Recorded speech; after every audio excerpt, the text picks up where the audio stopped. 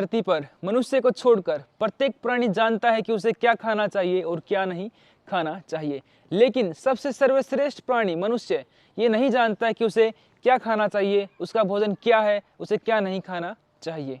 नमस्ते दोस्तों, मैं आनंद आर्या आप सभी का स्वागत करता हूं। दोस्तों, बहुत सारे लोग शाकाहारी भोजन करते हैं और बहुत सारे लोग मांसाहारी और शाकाहारी दोनों ही प्रकार का भोजन वो करते हैं। तो इन दोनों में से कौन ठीक है, जो सिर्फ शाकाहारी भोजन करते हैं या फिर वो लोग जो दोनों ही प्रकार का भोजन करते हैं? और आप किस प्रकार का भोजन करते हैं, शाकाहारी भोजन करते हैं या फिर दोनों ही प्रकार का भोजन करते हैं? हमें कमेंट बॉक्स में कमेंट करके अवश्य ही बताएं। नाउ हम कुछ फैक्ट्स के आधार पर कंपैरिजन करते हैं शाकाहार प्राणियों और मांसाहार प्राणियों के बीच में, और इन फैक्ट्स के आधार पर जो कंपैरिजन होगा उससे हम समझेंगे कि मनुष्य को मांस खाना चाहिए या फिर नहीं खाना चाहिए। फैक्ट नंबर 1, यदि हम बात करें मांसाहार प्राणियों की आंत की लंबाई की, तो उनकी आंत की लंबाई उनकी बॉडी से 3 से 6 गुना लंबी होती है, और वहीं पर शाकाहार प्राणियों की बात करें तो उनकी आंत की लंबाई उनकी बॉडी से लगभग 10 से 12 गुना लंबी होती है। फैक्ट नंबर 2, मांसाहार प्राणियों का सलाइवा एसिडिक होता है और वहीं पर शाकाहार प्राणियों का जो सलाइवा है वो एल्कलाइन होता है। फैक्ट नंबर 3, मांसाहार प्राणियों को अपने फूड को डाइजेस्ट करने के लिए फाइबर की आवश्यकता बिल्कुल भी नहीं होती है, और वहीं पर यदि बात करें शाकाहार प्राणियों की तो उनको फूड को डाइजेस्ट करने के लिए फाइबर की आवश्यकता होती है। फैक्ट नंबर 4, मांसाहार प्राणियों में शाकाहार प्राणियों की अपेक्षा एसिड 20 गुना ज़्यादा बनता है, इसलिए वो फूड को जल्दी डाइजेस्ट कर पाते हैं। फैक्ट नंबर 5, मांसाहार प्राणियों की प्रवृत्ति भोजन को निगलने की है, वो भोजन को मुंह में डालते हैं और फिर जल्दी से निगल लेते हैं, और वहीं पर शाकाहार प्राणी भोजन को चबाकर और फिर अंदर की तरफ लेकर जाते हैं।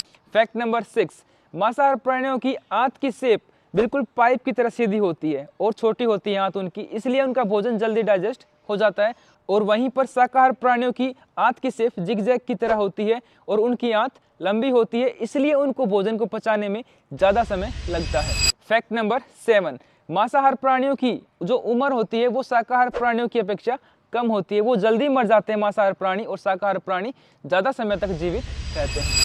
तो यदि हम शारीरिक रूप से देखते हैं तो मनुष्य भी चबा चबा कर खाता है, उसका सलाइवा एल्कलाइन होता है, उसकी आंत की लंबाई ज़्यादा होती है और जिग जैग शेप में भी होती है, उसकी आयु भी लंबी होती है, और उसको फाइबर की भी ज़रूरत होती है अपने फूड को डाइजेस्ट करने के लिए।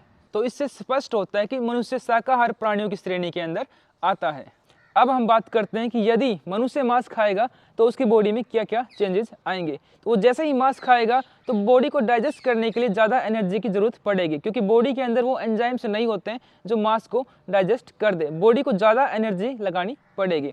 आपको लॉन्ग टर्म में जॉइंट्स पेन होना स्टार्ट हो जाएगा, जॉइंट्स में सूजन आ जाएगी, आपको acidity, hyper acidity, indigestion, constipation आदि अनेकों शारीरिक और मानसिक समस्याएं होना धीरे धीरे स्टार्ट हो जाएंगी, और बॉडी के पसीने से स्मेल ज़्यादा आएगी, बॉडी की आयु घट जाएगी, साथ में जितनी भी मानसिक समस्याएं हैं, काम, क्रोध, लोभ, मोह, ईर्ष्या, द्वेष इत्यादि, ये सभी के सभी धीरे धीरे बढ़ते चले जाएंगे।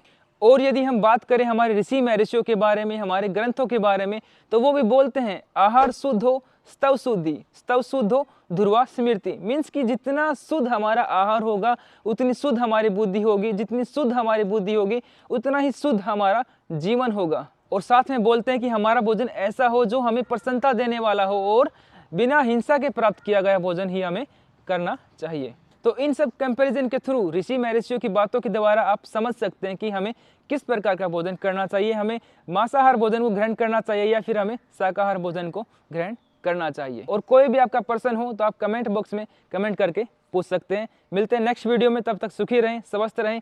नमस्ते, धन्यवाद, जय हिंद, जय भारत।